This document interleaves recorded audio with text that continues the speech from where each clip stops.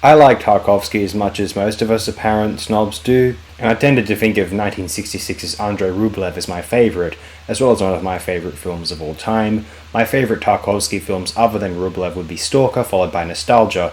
It is a pristine oeuvre. I have little to zero issue with his esteem, although I am slightly concerned if he overshadows other artists.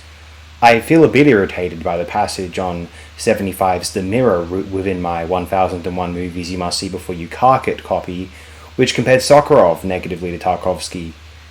We need to move beyond judging Sokurov on the basis of one's viewing of Russian Ark, a strong film but far from his most holistic accomplishment in my own view, and I'm sure if Tarks were around for it, he would laud Sokurov as a paradigmatic genius. Days of Eclipse, Second Circle, Stone, Moloch, and Telets on the subjects of Hitler and Lenin/Stalin respectively, a superior Faust to even Murnau and Schwankmeyer's, and Szabo if that film counts, and one of the very finest films of the 2020s thus far, 2022's Fairy Tale. Tarkus composed, in any case, perhaps the finest film ever made as of 1966, along with Kurosawa's Throne of Blood, Hitchcock's Vertigo, Lean's Lawrence of Arabia, and Leone's The Good, the Bad, and the Ugly, also was released in 66. The aforementioned 1001 Movies has this to say. Finally, I almost thought for a moment, did they not put Rublev in this text? It's listed as a 69 film, so it's a bit later in the book than I had anticipated. I had to go to the index. Andrei Rublev, it's a mystery, not a whispered mystery, but a mystery sung by the strong voice of gigantic bells, shouted by the storms, illuminated by the bonfires of war, of faith, of love.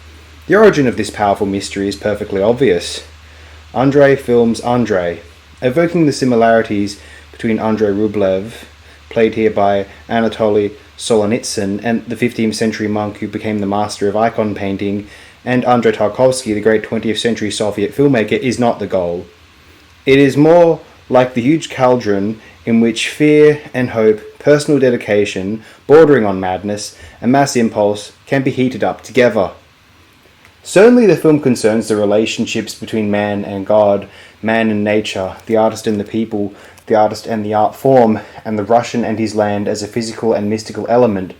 But as rich as Andrei Rublev might be on the thematic level, and rich it is, as much today as when it was made as a weapon against the Soviet regime, Tarkovsky's masterpiece, Fresco, is not made out of ideas. It is made out of light and darkness, of noise and silence, of human faces and rough material. It is a telluric move and a magical stay, suspended above the void. Dark, sensual, and deeply moving, the film is a mystery in the best sense of the word.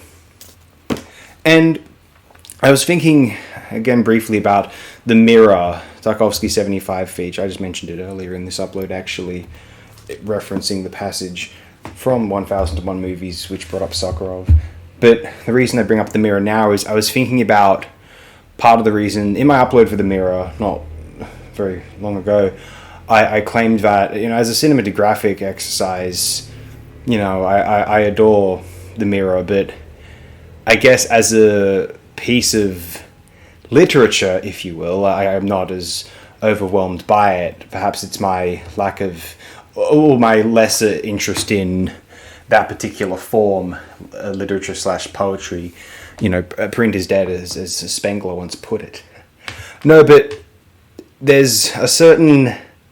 I have to admit, I'm glad it was Tarkovsky who made that film, but fundamentally, I'm not sure if I'm interested in anyone's film or text about, semi-autobiographical series of tangentially or overtly related poems being read as a voiceover on top of the images.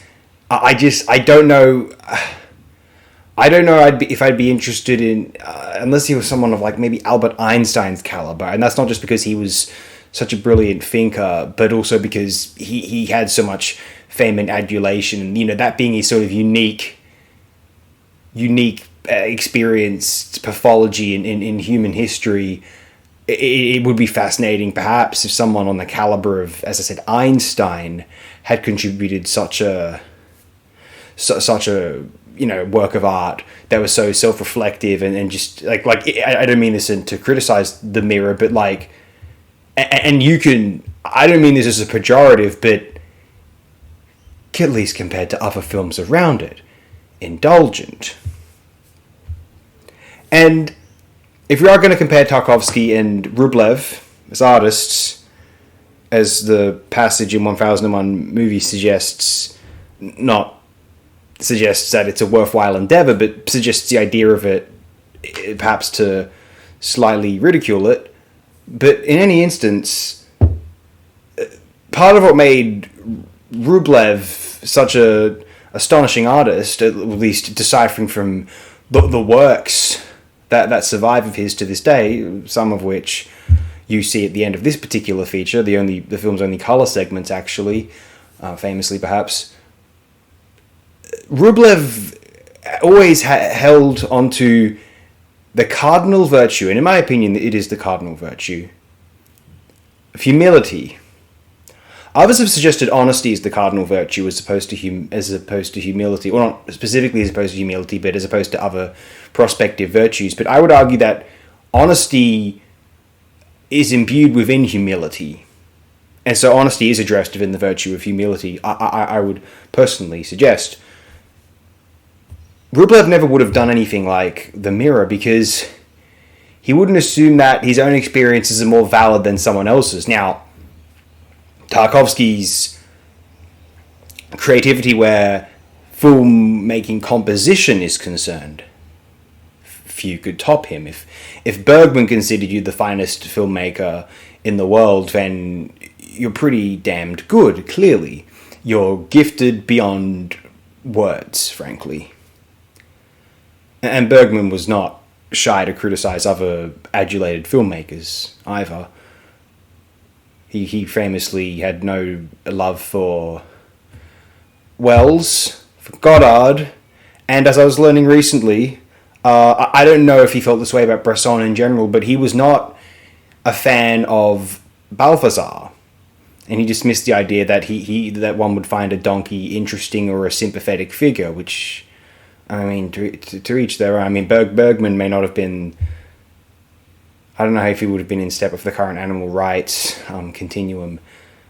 Regardless, my point is, it may as well have been Tarkovsky who embarked upon The Mirror. I mean, look how extraordinarily filmic this picture is, for instance, and I do consider it plausibly his best work. And you think that if anyone can do something so, and again, I don't mean it as pejorative, but indulgent as Zerkallo, that's The Mirror, it may as well have been Tarkus, but I think it's just such a hollow endeavor in general. I don't think anyone's that interesting to warrant their life story being made into such sort of an abstracted, like my life stories where you're going to learn the secrets and the sort of most insights and profundities into human existence. And like I said, unless there's someone on the caliber of, God, Albert Einstein, Napoleon maybe, whom else? Because the Bill Gates version of that film wouldn't be interesting. I'm trying to think of consequential human beings in history. If like one of the Beatles had done something like that, we'd think, geez, that's indulgent. Because it would be. Like, part of... I don't mind artists doing what thou wilt, obviously. I'd be a hypocrite, frankly. But there is something to be said for having a lack of self-criticism, and how... I hate to say this, but like self-criticism is I mean, insofar as it's a kind of harsher version of humility, it's rooted in something very pure, I feel. Like the current self-esteem movement, while well-meaning, has people, encouraging people to wake up in the morning, look in the mirror, and tell yourself, I'm amazing. Like, don't fucking do that. That's terrifying. Are you fucking for real? And I mean a literal mirror when I say that, not Zerkallo, Tarkovsky's film. But the same the same principle might apply if you just substitute the literal mirror with that film in question. Whatever the case, I'm going to close it here. I'm not interested in walking on eggshells around anyone or anything. Neither should any of you. I hope you have the best possible day, night, you've ever possibly imagined.